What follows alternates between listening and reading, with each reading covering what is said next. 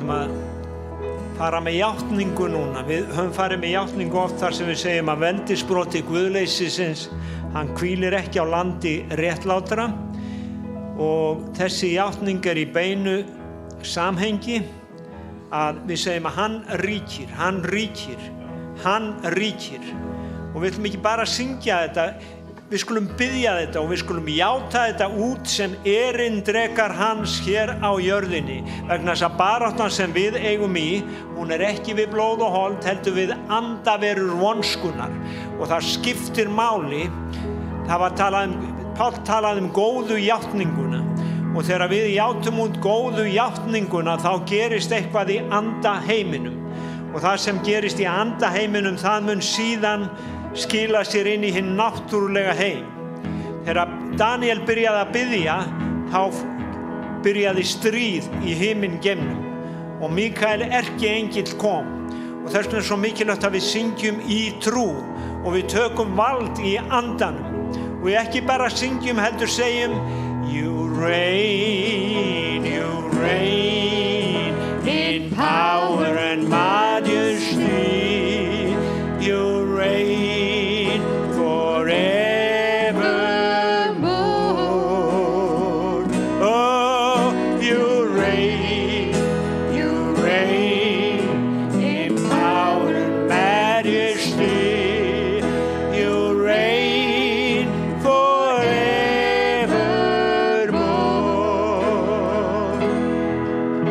You reign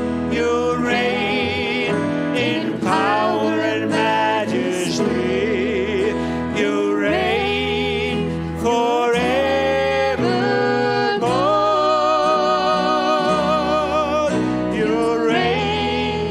You reign in power and majesty, you reign forevermore. Hallelujah. You reign in power and majesty, you reign forevermore.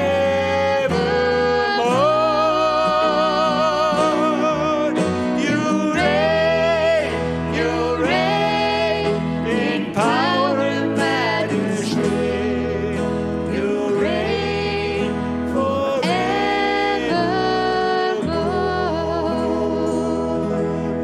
Let the church say amen. Let the church say amen. God has spoken. Let the church say amen. Og syngjum þetta saman. Let the church say amen. Let the church say amen. God has spoken. Let the church say amen. Let The church say amen. Let the church say amen. God has spoken. Let the church say amen. You reign. You reign. You reign in power and Majesty. You reign forevermore.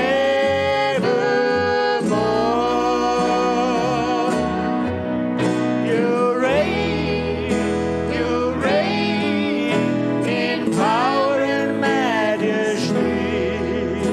You reign forevermore.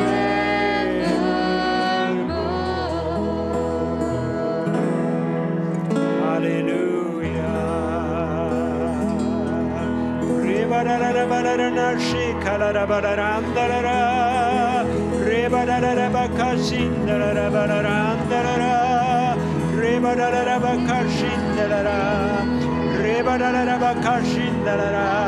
Oh, hallelujah. Oh, praise him, praise him. Rebarararabakasinduru. Rebarararabakasindara. Rabadalabakashindarara,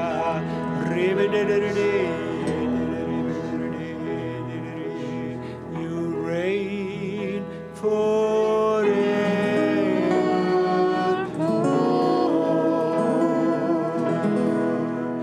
You reign forevermore.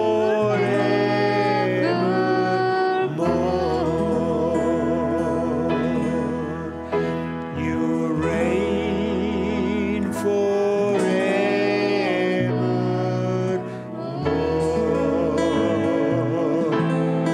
Oh, hallelujah, Lord. Hallelujah, Lord. Hallelujah, Lord. Hallelujah, Lord.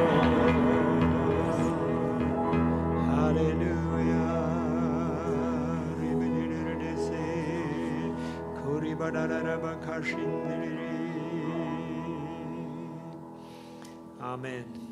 Skip einu sinni. Let the church say amen. Áður en stóra kemur. Let the church say amen. Let the church say amen. God has spoken. Let the church say amen. Einu sinni. Let the church say amen. Let the church say amen. God has spoken. Oh, Let the church say amen.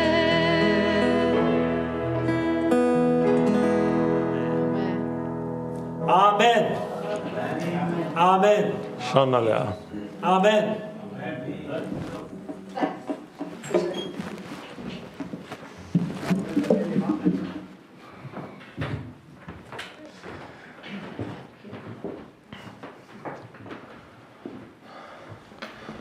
Góðan dag, kæru tilheyrendur. Drottinn blessi ykkur á öllum sviðum. Mér vorum bara að hugsa til þess að það svolítið stór kynning að segja það að ég sé að tala hér Guðsorð og koma hér upp og flytja ykkur Guðsorð. Það svona ekki mín skoðun, ekki það sem ég hef upphugsað, heldur úr uppsprettunni almáttugu sem handan lífsins hinum megin við okkur og allt á tilveru sína í. Guð almáttugur að tala til okkar. Hvernig veit ég að þetta Guðsorð? Hvernig vitið þið að það sem ég segi Guðsorð? Við höfðum náttúrulega til dómgreindar hvers annars og það mjög algengt að fólk svona flokki okkur niður og segir já, Snorri segir nú þetta, ég ekkert sammála Kidda, já, ég veit ég segja þetta þarna og ég segi þetta hér og þar og þá flokkum við svona niður hvaðan heyrum við sannleikann. Og það var nú einn sem var nú á Íslandi á fyrri tíð, héti Jón Hrak og hann var sagður hafa guðlasta því að hann sagðist ekki telja sannleikann hóti betri, sagði hann að sér eða samt í Pétri. Og þetta var til þess að Íslendingar hneyksluðust að sannleikurinn var ekki betri frá samt í Pétri heldur en Jóni Hrak. Og þetta svolítið það sem ég vil svona fara inn á í dag, að orð sannleikans, það varir.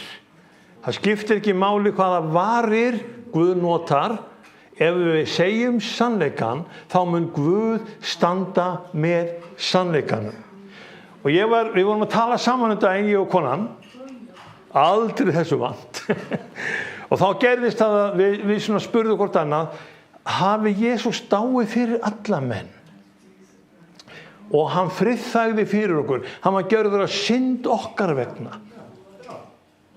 Hvers vegna þurfum við að fara út og segja frá? Dugir ekki bara að Jesús gerði þetta? Getur ekki bara að fara að slappa af? Af hverju erum við að reka trúboð og kristniboð? Við förum að biblíuskóla í Afríku. Við leggjum okkur fram hér á Íslandi að tala í nafni Drottins. Við reynum að svara samtímanum með orði Guðs. Af hverju dugir ekki að vita bara Jesús dáinn, dó fyrir mig punktur basta, ég þarf ekki að gera meir. Þetta eru áleitnar spurningar og við höfum svona ákveðin svör við þessu. Páll postuli kennir og talar þetta við okkur í Rómarbréfinu 2 ef þið flettið þar upp og við förum bara við skulum fara í 4. og 5. versið einhvers staðar þar. Þá Páll að segja við Rómverjana í Rómarbréfinu, þá talar hann þetta að miskunn Guðs vill leiða þig til afturhvarfs. Veist ekki að kærleikur Guðs vill leiða þig til iðrunar. Og það það samhengi sem að við höfum í ástæðunni fyrir kristniboðinu. Að kærleikur Guðs vill snerta þig og leiða þig til iðrunar. Af hverju þurfum við að iðrast? Hvað í gangi hjá okkur sem að gera það verkum að við þurfum að iðrast? Og ég ætla aðeins að fara með ykkur inn í kringumstæðu Jesú Krist. Í Mattheusi 15 þá Jesús að predika og hann náttúrulega allstaðar sem hann predikar, þar hann mjög kröftugur og hann gefur svo sem ekkert neitt eftir. Hann að tala til sinna bræðra og vina, hann tala til lærisveinanna og hann segir bara alveg hiklaust hvað búi í okkur. Vistu hvernig þú ert að innan? Hann vissi það að menn væru hjartsjúkir og í Mattheusi 15 og fara með ykkur 19. versið, þá segir Jesús, því að frá hjartanu koma illar hugsanir. Kannastu það? Við erum tekin í landtilki. Frá hjarta þínu koma illar hugsanir. Og hvaða hugsanir þar að finna? Hann nefnir þetta manndráp, hórdómur, saurlifnaður, þjófnaður, ljúgvitni, lastmælgi. Þetta það sem saurgar manninn. Og getur það verið að Guðs orð í dag þurfa að hljóma svona til Íslendinga að þetta hjartalag alls ráðandi á Íslandi. Við erum ekki betur en þetta. Og þegar við sjáum þetta hjartalag, þá spyrja menn, hvað ekki stór hættulegt að láta menn við svona hjartalag hafa byssuleyfi? Og þið heyrið, það allsstaðar verið að reyna að stöðva byssuleyfi í öllum þjóðum. Og það alveg sama hvað við erum með ströng eða léleg lög varðandi byssurnar, það alltaf notaðar. Í Japan strangasta byssulöggjöf í veröldinni. Þeir skjóta menn samt með byssum. Í Bandaríkjunum auðveldasta byssulöggjöf í heiminum og þeir drepa hvern annan líka með byssum. Á Íslandi þá kom bara útlendingarnir hingað og þeir sjáum þetta hjá okkur og þá kemur Katrín frá og segir, já við þurfum að þrengja löggjöfin á Íslandi. Af því þetta verður ekki lagað með því að fjarlægja byssur. Kain hafði enga byssu þegar hann drap Abel. Þetta dæmi hjartalag mannsins. Það þarf að laga. Og það aðeins Guðs orð sem lagar þetta hjartalag. Nú langar við til þess að við förum eina ferð með Páli postula. Við komum í trúboðsferðina með honum. Hann maðurinn sem fer frá Antíokkíu og hann kemur til Kýpur, hann komin í sólarlöndin og hann alltaf að fara þar sem að sólin skín, hitinn við viljum gjarnan kaupa okkur far til sólarlandana og þið heyrðuð því henni Dagnýju, hún var svo ánægð að hafa komist í sólina. Páll var þar. Þar hittir hann mann sem heitir Sergius Paulus. Og við skulum skoða aðeins þessa þætti því að mér finnst þetta mjög forvitnileg mál og ég ætla að fá að nota þetta við ykkur eða fyrir ykkur og með ykkur til þess að við sjáum hversu merkilegt þetta Postulasagan 13. Barnabas og Páll sendir. Og þá kemur í ljós að í 7. versinu í 13. kapítóli Postulasögunnar þá fóru þeir alla eina allt til Pafos. Þar funduðu töframann, nokkuð falsbámann, gyðingur hét Bar Jesús og þetta flott nafn. Bar Jesús þýðir sonur Jesús. Hver getur borið á móti því að heyra í þessum manni? Og hann þarna með Sergiusi Pálusi. Hann var hjá landstjóranum Sergiusi Pálusi, hygnumanni, sem hafði boðað þá Barnabas og Sál á fund. Barnabas þýðir huggunarsonur og Sál þýðir bara hinn smái. Og Páll postuli, það þýðir hinn stóri. Og Páll postuli var síðan nefndur Páll auðvitað, af því Sál hinn stóri og Barnabas huggunarsonur komu þarna saman til þess að boða fagnaðarerindið. Og þá gerist það, þegar Sergius fýsir að heyra Guðs orð frá munni Páls og Barnabasar, þá kemur 8. versið, gegn þeim stóð Elímas. Í fyrstu trúboðsverð Páls postula, þá fékk hann einhvern andstæðing. Hann var að flytja Guðs orð, og inn í samkomunni andstæðingur, trúlega gasprandi, reyna að trufla predikunina og hann að reyna að eyðileggja framsetningu Páls postula. Hvað gerir Páll? Ég held að hann hafi reiðst svolítið,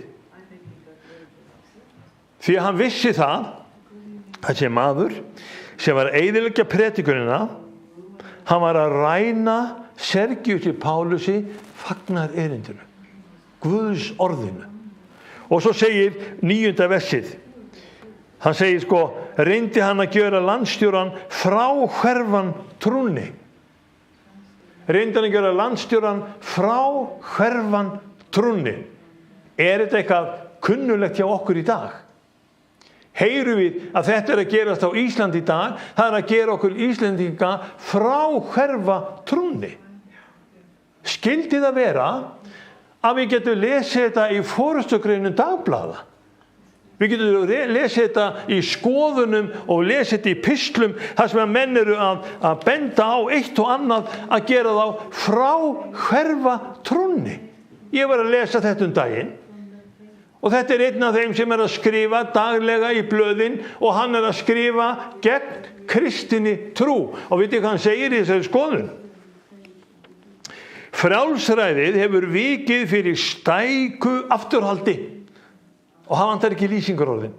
Stækur afturhaldi, forpokuð kristni af karllægustu sort að nota til að knýja áfram lygavélina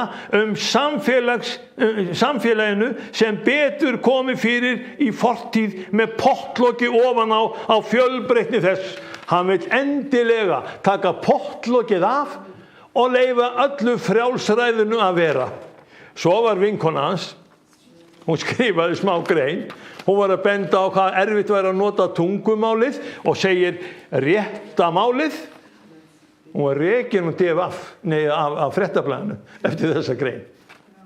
Af því hún var að tala hvað væri erfitt að ætla að breyta tungumálinu, og menn að tala að breyta tungumálinu fyrir pólitískar skoðanir, rétt trúnaðinn sem á að taka við á Íslandi. Og Sergius Pálus, hann var að gera nákvæmlega sama á dögum Páls postula og Fréttablaðið að gera í dag. Að gera okkur fráhverf trúnni á Jesum Krist. Og hvað gerir Páll postuli? Það sagt hérna hann, ég veit ekki hvort að megi hafa þetta hérna eftir, því að ef við segjum þetta hér, hver veit nema biskup Íslands muni senda mig bréf og kvarta yfir, fæ ég leyfi til að lesa þetta hérna innan bókað, og nú þá söfnur og segja amen. Let the church say amen. Hann segir, þú djöfulssonur, fullur allra véla og flærðar. Þetta 10. versið. Þetta Páll postuli. Þú djöfulssonur, fullur allra véla og flærðar, óvinur alls réttlætis, ætlar þú aldrei að hætta að rangsnúa réttum vegum drottins. Það var kjarninn.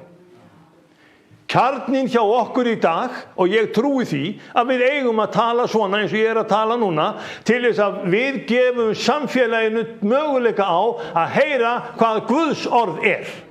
Því að Guðs orð ekki endilega almenn skoðun eða pólitískur réttrúnaður. Í dag erum við með alls konar skoðanir, og ég ætla aðeins að fá að benda ykkur á eitt í viðbót varðandi Fréttablaðið. Þetta alveg stórmerkilegt blað sem að gefa okkur alls konar innsýn. Nú það svoleiðis að konurnar þær búa við þungunarþvingun. Já, hérna. Kona mín, hún var 5 sinnum þunguð. Hún var þvinguð 5 sinnum. En hvað gerist þá?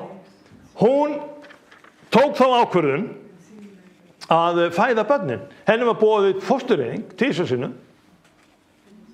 Hún afþakkaði það. Hún vildi frekar fæða börnin. Og svo kemur hérna, hún, Björk Eiðsdóttir, hún segir hérna við okkur, það voru 5 eldri karlar og 1 strangtrúuð 7 barna móðir sem kusu gegn rétti kvenkyns samlanda sinna til að binda enda á þungun sem þær vilja ekki ljúka. Tóku eftir framsetningunni. Þetta eru ómögulegi karlar. Þetta er ómöguleg kona og það er eins og þeir hafi tekið pottlokið af. Það er eitthvað sem gerist í samfélaginu þar sem menn allinu vita að það er ekki endilega rétt að eyða fóstri. Guð stóð frammi fyrir Ísraelsmönnum á dögum Móse og ég geti lesið þetta í 5. Mósebók 31. kapitula 19. versinu. Þá sagði hann við gyðinga: ég læt standa fyrir ykkur 2 vegi í dag. Veg blessunarinnar, veg bölvunarinnar. Veg dauðans, veg lífsins. Veldu lífið. Þetta var Guðs orð á dögum Móse. Veldu lífið. Má segja þetta við samfélagið okkar í dag. Íslendingar, konur, veljiði lífið.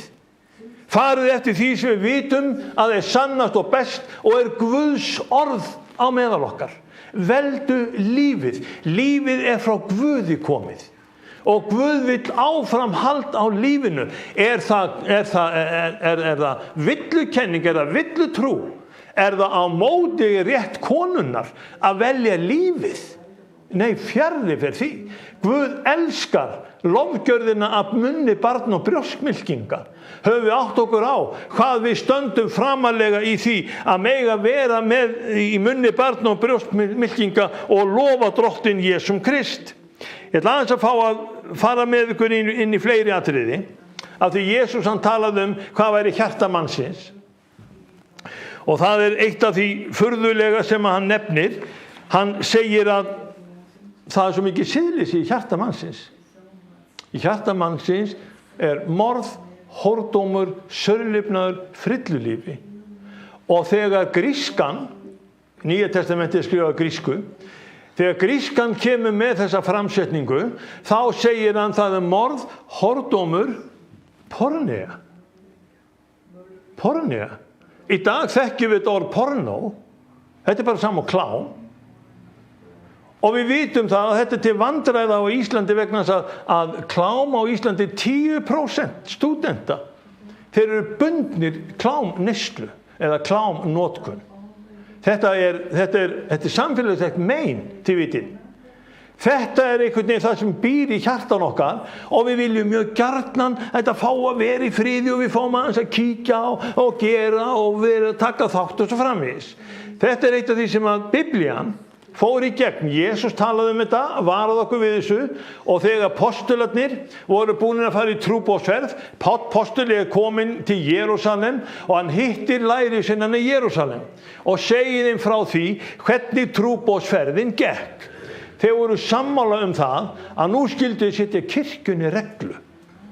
Kirkjan þarf að vita hvað má ekki. Erum við ekki komin í lögmál? Og þið vitið, við erum ofta að sveiflast á milli þess sem er náðarmegin, það er náðarboðskapurinn og svo er lögmáli. Já, ég er ekki undir neinu lögmáli, sagði einn sem var að predika hjá mér. Lögmáli er algjörlega horfið. Nei, við höfum 2 lögmál í gangi. Í dag gildir lögmál syndar og dauða, það er enn í gangi, og svo er til lögmál lífsins anda. Hvort ræður hjá þér? Og postularnir voru með lögmál lífsins anda. Og í postulafundinum í Jerúsalem á þessum tíma, þá segir að þetta við okkur sem er alveg stórmerkilegt. Hann segir, 19. versið í 15. kapitúla postulasögunar.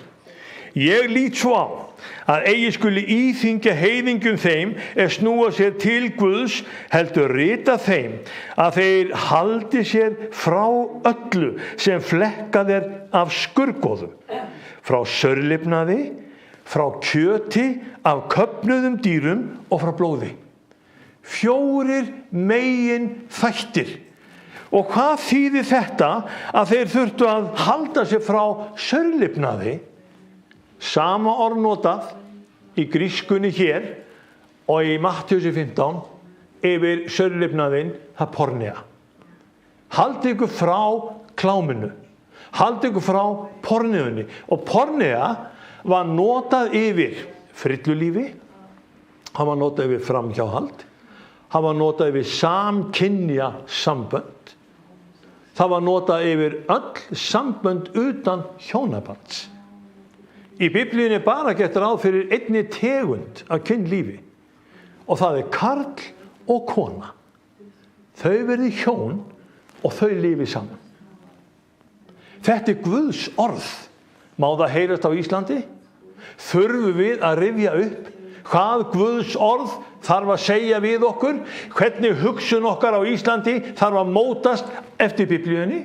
Nei, þetta náttúrulega bara til að setja pottlokkið á. Þetta argasta afturhald, þið vitið. Við lendum í þessu, en gáið þið að hverjir að tala. Sá sem reyndi að eyðileggja trúboðið á dögum Páls postula, hann var kallaður djöfuls sonur. Ef við heyrum þessar raddir enn í dag á Íslandi sem andmæla því sem Biblían segir og taka ekki undir það sem heilugum anda oss lýst á, þá hann í sama hópi og Elímas eða töframadurinn á dögum Páls postula. Málin ekki flóknari en svona. En svo svo merkilegt. Þegar drottinn búinn að ná höndum okkur eða á okkur og fer að taka okkur svona til sinna ráða og við förum að hlýðnast honum. Þið vitið, menn stungust í hjörtun og menn fóru að athuga hvernig þeir geta gert Guðs vilja og það var mikill áhugi hjá þeim sem að létu frelsast að einmitt láta hugsun sína breytast, verða Guði að skapi, því að Guðan vinnur í okkur innan frá. Hann lagar hjartameinin og þetta fyrsti hjartaskurðlæknirinn sem við þekkjum í okkar sögu. Hann lagar hugsunarháttun okkar, hann lagar tengingarnar, hann lagar ferlinn og hann hjálpar okkur til þess að fá nýja hugsun og skapa í okkur nýjan mann. Og ég segi bara, nú tími fyrir kirkjuna að segja já, amen. Við eigum þessi fyrirheit. Og nú komum við til Páls postula. Þá hann búinn að fara nokkra trúboðsferðir og ég ætla að fara með ykkur í fyrra Þessalónikubréf. Páll að skrifa Þessalónikumönnum og athugið það að Þessalónika í Grikklandi.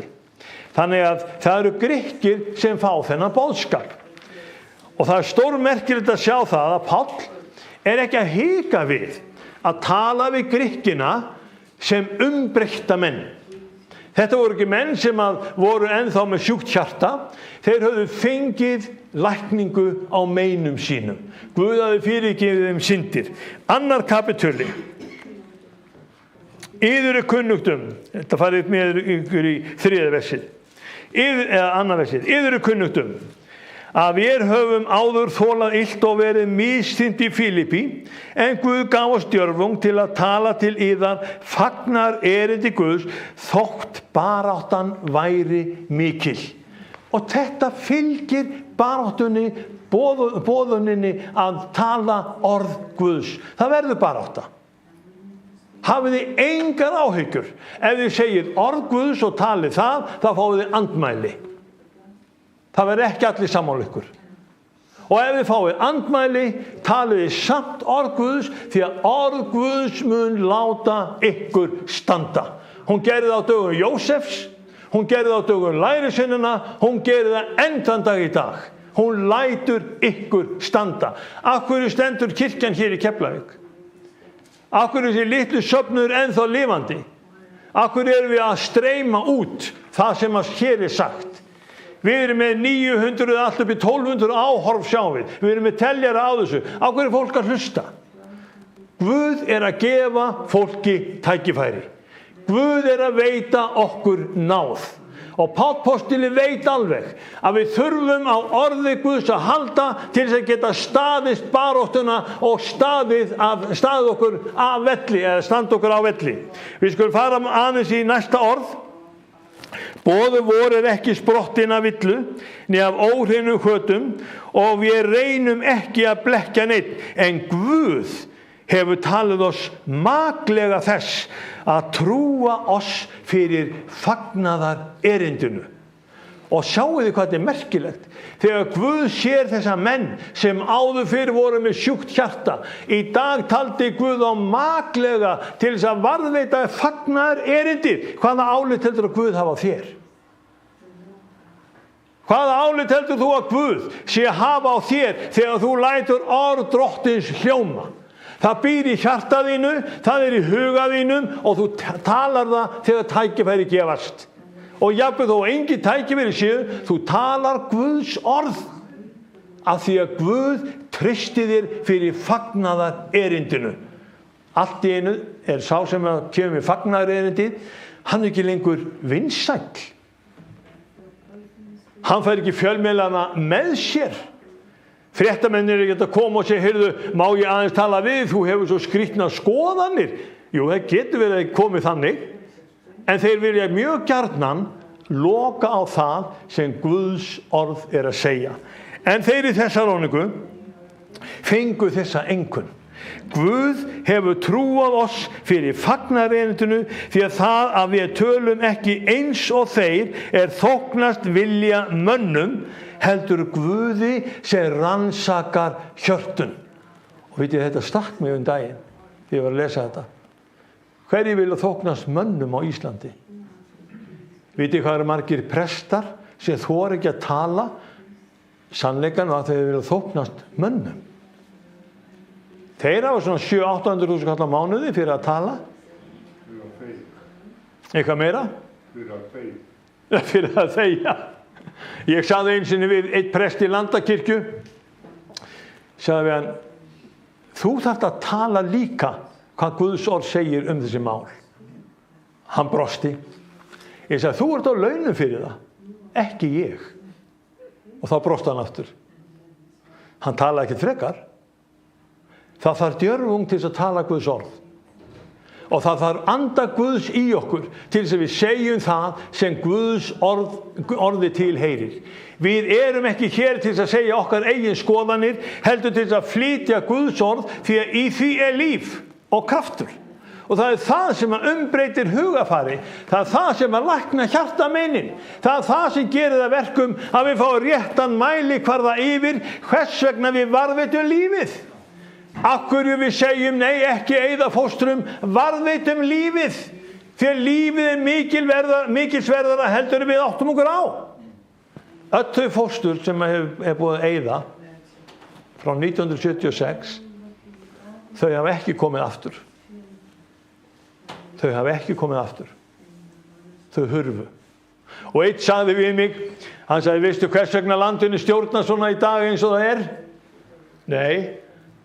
Réttu mönnunum var eitt. Mér brá svolítið við þetta, en getur það bara verið að tækifærin sem Guð lagði til mæðra sem átt að fæða okkur réttu stjórnendunda, það létu eyða. Ég veit það ekki. Guð hjálp okkur. Því að það eru yfir 60.000 börn horfin frá Íslandi. Ef þið teljið árið frá 1976 til 2022, þetta er mikill skammtur. Og þið heyri hvað vinnuveitendasambandi er að segja, eða samtök atvinnulífsins, þau eru að segja að það vantar vinnandi hendur á Íslandi. Hvert fóru þær? Erum við hægt að framleiða? Nei, nú þurfum við að flytja útlendingana inn. Þeir eru auðvitað velkomnir. Ég hef ekki á móti þeim, en ég hef á móti því að börnin okkar séu látin deyja til þess að aðrir fá að koma af stað. Þetta er grafalvarlegt mál og ég ætla að segja ykkur það að þegar Hæstiréttur Bandaríkjanna kemst að þessari niðurstöðu, þá er það ekki út í bláinn.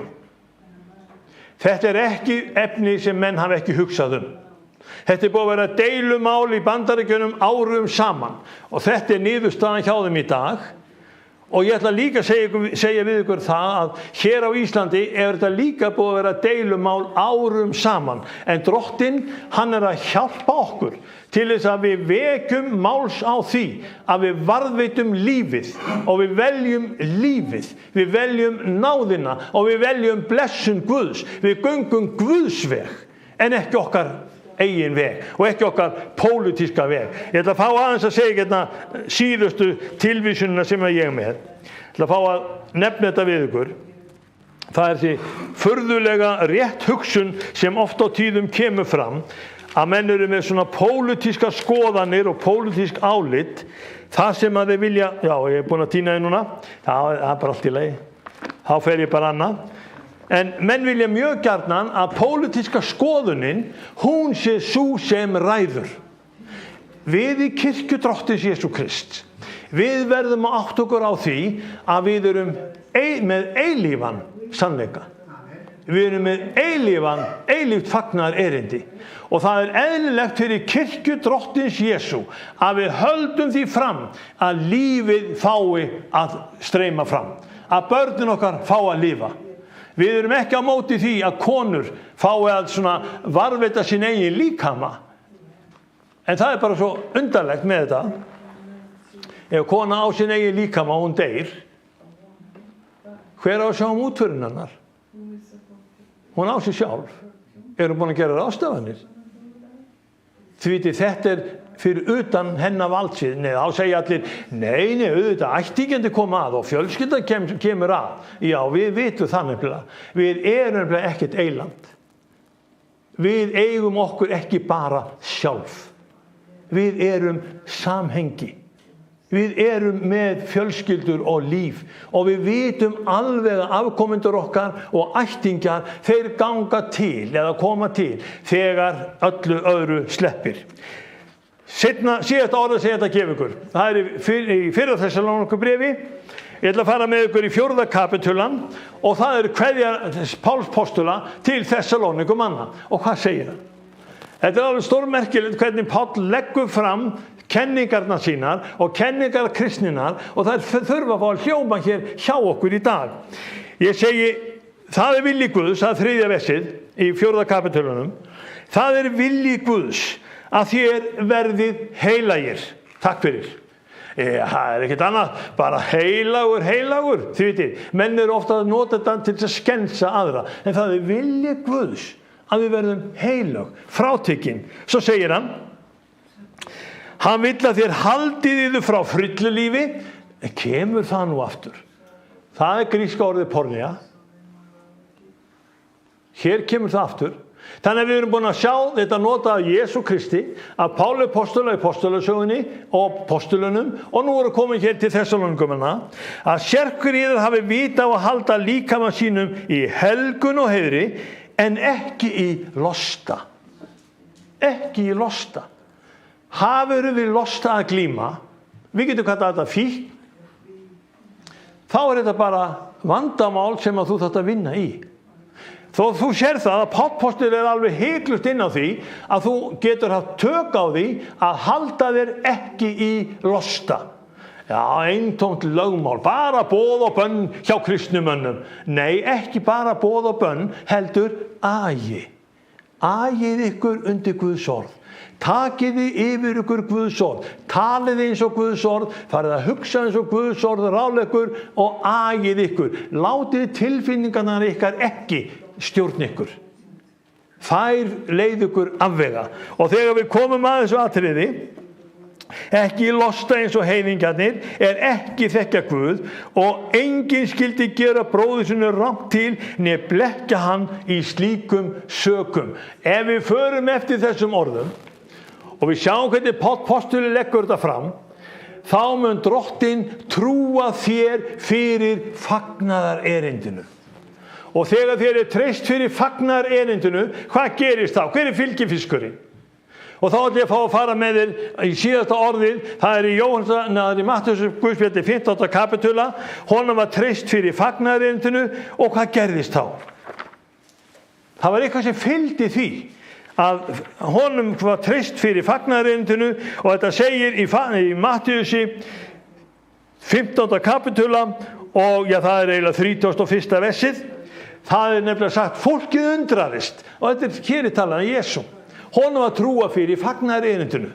Og þegar honum var trúa fyrir fagnaðarerindinu og hann stóð með fagnaðarerindi frammi fyrir fólki, þá segir fólkið undraðist þegar það sá mállausa mæla, fatlaða heila, halta ganga og blinda sjá.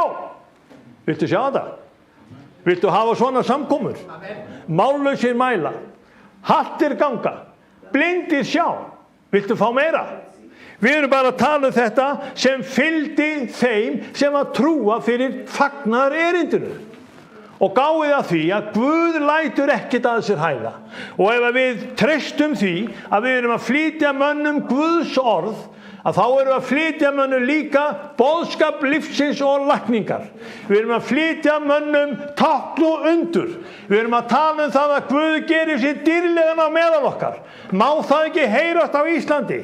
Þarf ekki kirkjan að rísa upp og standa upp sem hægri hönd drottins og snerta við okkur svoleiðis að kraftur Guðs komi til staðar, lækni og geri sjúka heila? Þarf ekki hugafarið okkar að vera samkvæmt því sem orð Guð segir? Þetta er kallað öðru nöfnum á fréttablaðinu, en ég ætla bara að biðja ykkur að taka fréttablaðið út af lesendaskrá hjá ykkur, takið frekar orð Guðs, lesið það, látið það breyta ykkur, leifið Guði, treyst ykkur fyrir fagnaðarerindinu, fyrir undrum, táknum og stórvirkjum. Í Jesú nafni. Amen. Megi friður Guðs og náð vera yfir ykkur. Ef ekki sjúkur okkar með það, ætla bara að enda þetta með bæn. Vill ykkur fá lækningu? Gjör svo vel. Við biðjum fyrir þér. Búti líka. Fleiri. Stöndum upp. Þið sem eru með veikindi, hafi drottinn treyst okkur fyrir fagnaðarerindinu.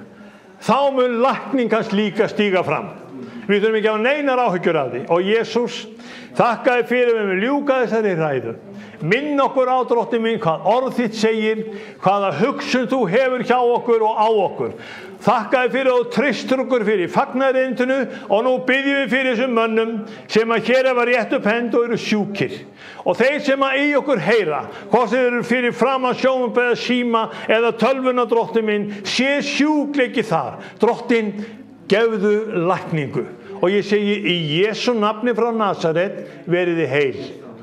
Ég þarf ekki að vita sjúkdómana, en ég þarf að vita að hönd drottins með okkur í verki.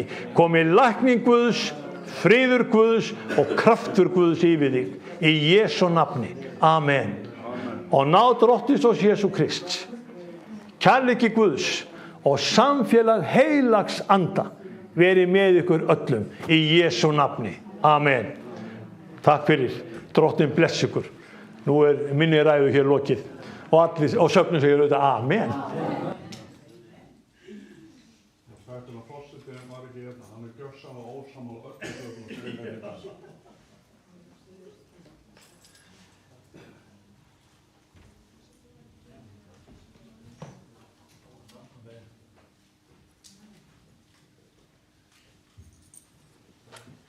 Amen. Við ætlum að ljúka þessu og þökkum fyrir samverun í dag. Hann snart mig. Við ætlum að syngja eitt kór áður við hægt. Hann snart mig.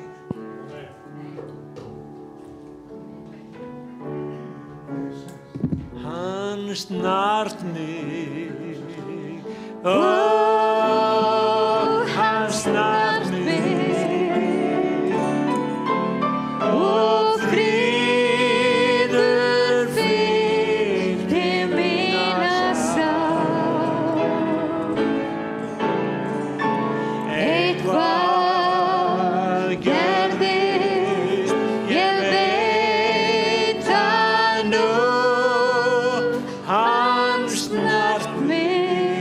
Whoa.